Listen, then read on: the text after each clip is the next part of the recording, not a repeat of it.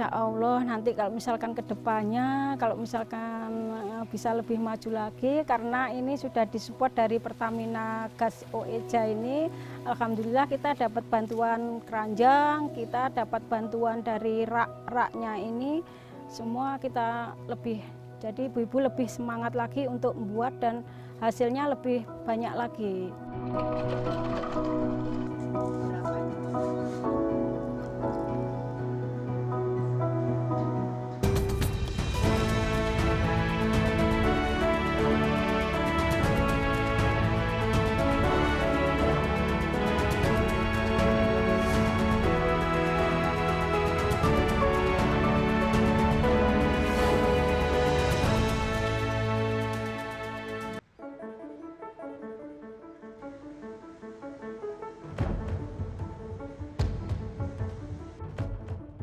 Kidung Tanggulangin mengalun merdu di sekitar Kabupaten Sidoarjo, Jawa Timur. Pianika, seruling, gitar, dan drum akustik menggema seirama menciptakan orkestra kehidupan yang sehat dan sejahtera. Kidung Tanggulangin adalah program inovasi sosial dan lingkungan yang didirijeni Pertamina Gas Operation East Java Area. Kidung Tanggulangin merupakan gerakan melindungi masyarakat dengan pengelolaan lingkungan. Pertamina Gas Operation East Java Area melakukan pendampingan sekaligus merangkul pahlawan-pahlawan lokal di masyarakat yang mampu memberikan dampak untuk sekitar. Mereka bekerja sama dalam berbagai kegiatan yang dijalankan. Program tersebut meliputi pianika atau posyandu lansia ibu, anak, dan kejiwaan, seruling atau seruan lindungi lingkungan, gitar yang berarti giat kelola sampah anorganik, dan drum akustik deretan UMKM, rumah tangga berkelanjutan, dan estetik.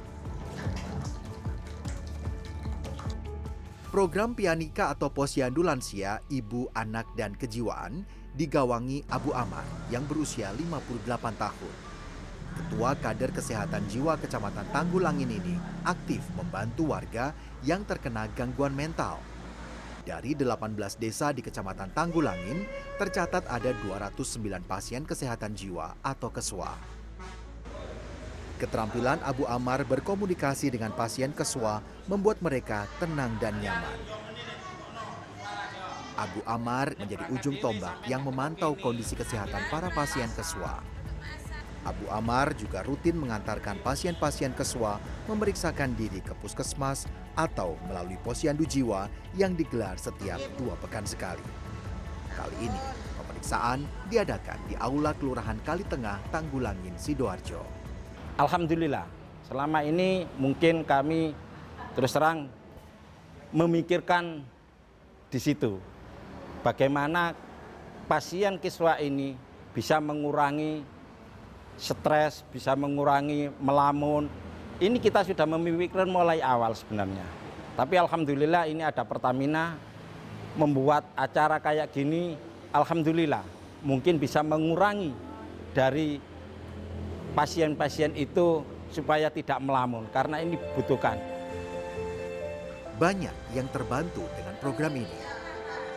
Saya mengucapkan syukur alhamdulillah. Anak saya bisa keluar dari rumah, pertama itu bisa bergaul. Ya, tadinya minder bergaul sama orang.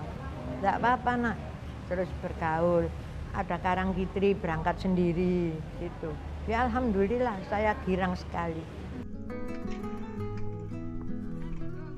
Para pasien diajarkan juga cara berkebun, salah satunya menanam lidah buaya. Berkebun dijadikan terapi kesehatan mental bagi pasien KESWA yang mayoritas didiagnosa menderita skizofrenia. Berkebun dijadikan sebagai modul terapi kesehatan berbasis kewirausahaan sosial. Abu Amar ingin para pasien yang didampinginya ini bisa sembuh dan berdikari. Karena terus terang Bapak, sejak dulu saya itu memikirkan karena pasien yang hampir sembuh itu tidak diterima di perusahaan-perusahaan. Makanya di sini ada yang sudah bisa membuat keset, ada yang jualan air. Ini yang paling enak, ada yang bisa menggledek sampah dari warga ke TPST. Itu jadi kita sangat bangga sekali. Pertamina Gas Operation East Java Area terkesan dengan kegigihan warga yang menjadi binaannya.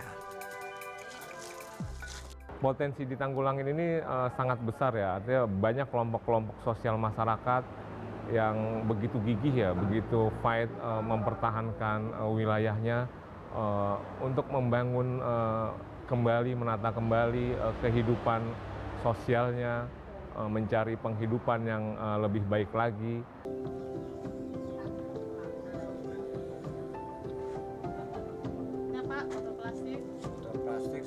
Dengan adanya Pertagas yang datang ke kami ini, mereka benar-benar menunjukkan bahwa sampah itu harus dikelola. Bentuk kelolaannya seperti apa? Ini loh, seperti ini.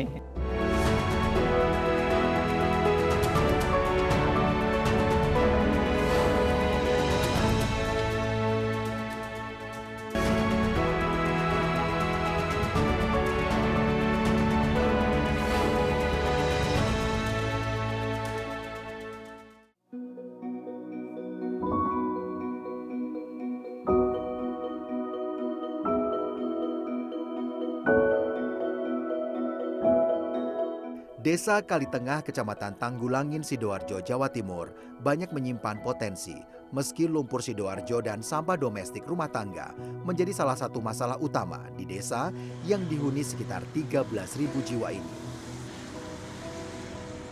Melihat berbagai problem di desanya, Nini, seorang ibu 2 anak berusia 53 tahun ini pun bergerak. Nini yang menjabat sebagai Ketua RT 4 RW 6 Desa Kalitengah Tanggulangin berinisiatif mengurai sampah domestik secara mandiri. Hampir setiap pagi, Nini berjalan menyusuri gang di sekitar rumahnya. Dari pintu ke pintu, ia mengajak para tetangga mengumpulkan sampah sisa olahan rumah tangga. Di tangan Nini, sampah tersebut disulap menjadi uang. Sampah-sampah tersebut diubah menjadi pupuk organik. Olahan pupuk organik buatan emak-emak ini laku dipasarkan. Produksi pupuk kian meningkat pada masa pandemi COVID-19. Dengan kuota produksi 100 kantong per bulan, dengan harga jual Rp5.000 per kantong, kelompok Sri Kandi ini bisa mengantongi 500.000 per bulan dari pupuk organik saja. Sejak aksinya dimulai pada tahun 2019, kelompok Sri Kandi yang dibentuknya kini beranggotakan 17 orang.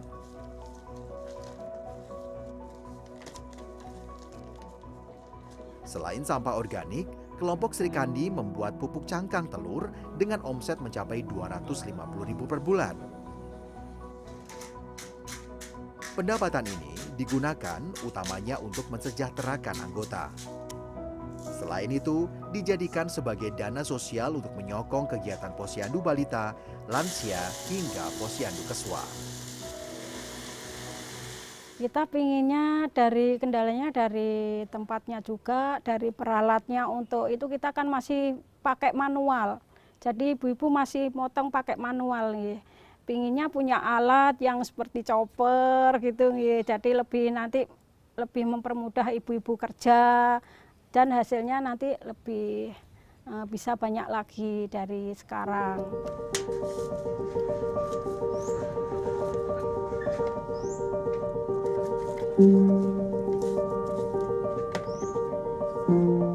Selain emak-emak pembuat pupuk, ada juga kelompok Besti Aloe Vera.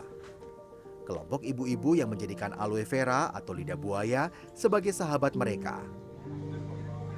Lidah buaya yang ditanam secara mandiri tumbuh subur dengan pupuk bahan organik yang dibuat mandiri.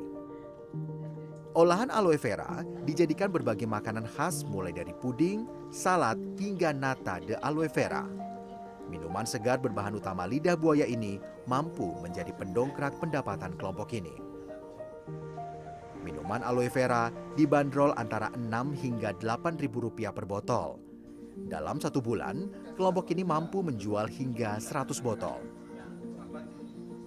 Efek positif yang ditularkan kelompok ini menarik Pertamina Gas untuk memberikan bantuan dan pendampingan. Insya Allah nanti kalau misalkan kedepannya, kalau misalkan bisa lebih maju lagi, karena ini sudah disupport dari Pertamina Gas OEja ini, alhamdulillah kita dapat bantuan keranjang, kita dapat bantuan dari rak-raknya ini, semua kita lebih, jadi ibu-ibu lebih semangat lagi untuk membuat dan hasilnya lebih banyak lagi. Sejak program drum akustik atau deretan rumah UMKM rumah tangga berkelanjutan dan estetik yang digagas Pertamina Gas diterima oleh warga, laba bersih yang didapatkan emak-emak ini meningkat drastis menjadi 3 juta per bulan. Perputaran cuannya pun makin meroket karena adanya bazar rutin yang digelar saban 2 bulan. Dalam pelaksanaan bazar yang dihelat 2 bulan sekali, perputaran uang dalam bazar bisa mencapai 10 juta rupiah.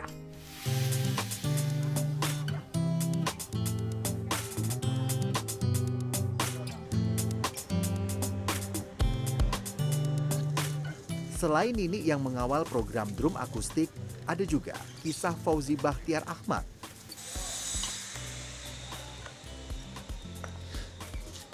Pria 61 tahun sekaligus pensiunan ASN ini menjabat sebagai Ketua RT 3 RW 7 Desa Kalitengah, Kecamatan Tanggulangin, Sidoarjo, Jawa Timur. Dimulai dari keluarganya sendiri, 11 tahun lalu, Fauzi dan istri yang rutin memilah sampah mandiri mendirikan bank sampah. Monggo ibu-ibu rombeng, waktunya rombeng, monggo. 2 kali dalam sebulan, ibu-ibu di Dawis Anggrek 7 berbondong-bondong untuk menyetorkan sampah. Bank sampah sederhana milik Dawis Anggrek 7 ini sudah berkembang begitu pesat. Namanya Bank Sampah Anggrek 7. Meski hanya terdapat satu ruangan, namun isi di dalamnya adalah gambaran betapa gigih Dawis Anggrek 7 berjuang mengumpulkan dana dari sampah yang mereka kelola. Uang hasil penjualan sampah organik ini ditabung di Bank Sampah Anggrek 7.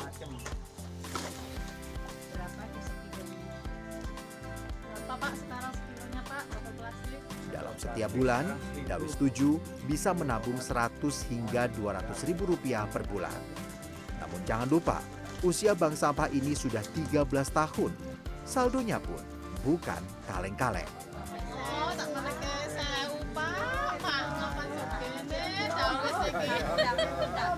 Awalnya kami merasa sangat kesulitan, Pak, karena belum ada contoh.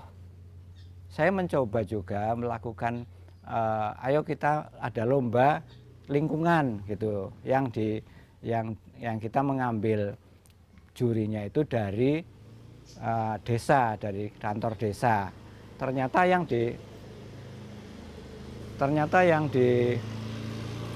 dinilai itu hanya kerapian saja. Sedangkan bagaimana ada komposter, bagaimana biopori, bagaimana ada bank sampah, ternyata mereka juga nggak paham, apalagi ibu-ibu yang ada di tempat saya gitu loh. Beruntung, perusahaan Pertamina Gas, Pertagas, melalui program CSR-nya melirik Dawis Anggrek 7 ini dengan program gitar Giat Kelola Sampah Anorganik.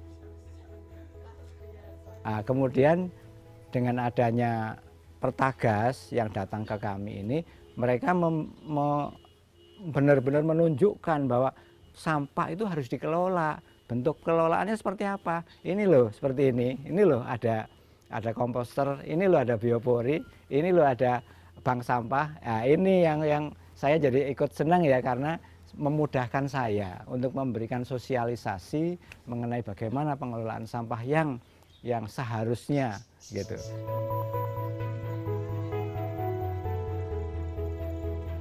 Manfaatnya banyak, mulai dari 17-an hingga kegiatan hari besar nasional lain, warga tidak perlu membayar iuran. Bahkan, karena banyaknya saldo yang mengendap, RT ini pun sampai mampu membantu pembangunan paving block di sepanjang jalan di lingkungan rukun tetangga. Manfaat lainnya, warga bisa melakukan pinjaman tanpa bunga dengan syarat pembayaran lunas selama 3 bulan. Jadi buat usaha gini juga Ya kadang ada kebutuhan lain lah, kebutuhan lain apa gitu. Tapi sebenarnya pakai usaha gini. Kalau kebutuhan lain ya setiap hari kan jualan gitu. Ya buat apa? Buat anak sekolah gitu. Bagaimana mengajak warga itu yang tidak tahu jadi tahu. Yang tadinya hanya dibuang terus masih itu aja masih wani piro kan seperti itu. Kader saya itu kadang berbenturan dengan seperti itu. Kita kan itu kan menyulitkan emosi.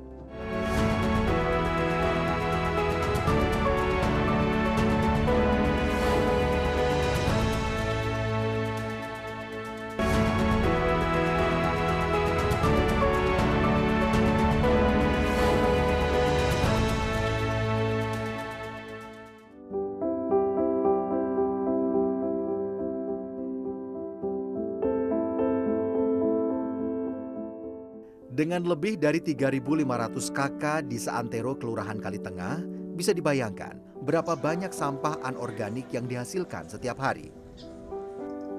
Salah satu yang cukup berbahaya adalah sampah sisa olahan rumah tangga, yaitu minyak goreng bekas atau minyak jelantah. Jelantah yang tidak dikelola dengan baik sama dengan mengundang datangnya bencana.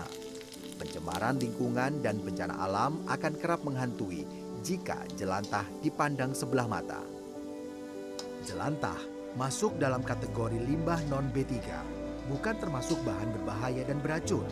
Meski tampak sepele, kebiasaan membuang jelantah sisa penggorengan ke dalam saluran air akan menyebabkan mampetnya saluran air. Risiko termudah mengundang banjir. Jika kebiasaan tersebut dilakukan dalam waktu lama, dikhawatirkan limbah jelantah ini akan meracuni tanah yang selanjutnya meracuni air tanah. Jika tak segera dihentikan, kebiasaan ini akan mengakibatkan gangguan kesehatan serius. Adalah Iftatus Solihah yang mengkomandoi pengolahan jelantah ini. Dengan kelompoknya Tritunggal Dwi, kelompok emak-emak ini membuktikan ketangguhannya dalam menyelamatkan lingkungan. Bermula dari tahun 2018, IFA, panggilan Iftatus Solihah, mencari sampah yang biasa tapi luar biasa. Minyak jelantah ada di setiap rumah. Selain menjadi problem, jelantah memiliki nilai ekonomis yang sama-sama luar biasa. IFA dan kelompoknya pun fokus pada pengolahan minyak jelantah. Bagaimana mengajak warga itu yang tidak tahu jadi tahu. Yang tadinya hanya dibuang terus masih itu aja masih wani piro kan seperti itu. Kader saya itu kadang berbenturan dengan seperti itu. Kita kan itu kan menyulitkan emosi. Jadi saya bilang gini, kita ini masih awal, kita harus sabar dan telaten untuk memang ibu-ibu ini kan belum tahu merasakan bagaimana yang tadinya dibuang terus manfaatnya. Nah, itu.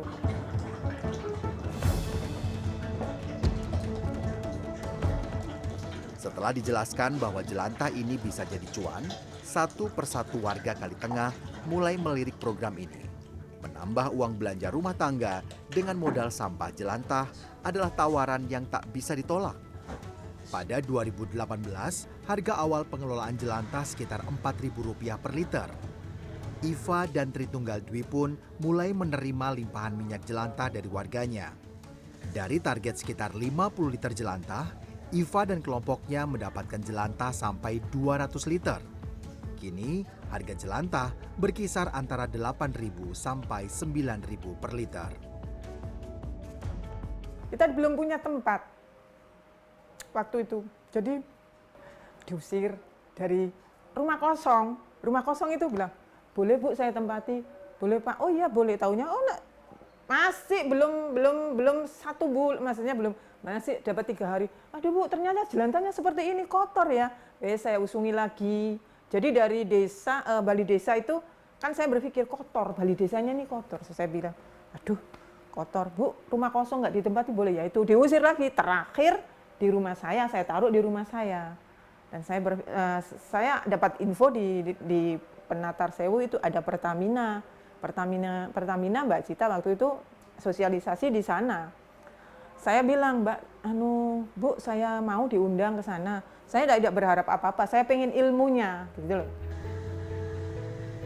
Pada tahun 2020, Iva dan kelompoknya dipertemukan dengan Pertamina Gas Operation East Java Area.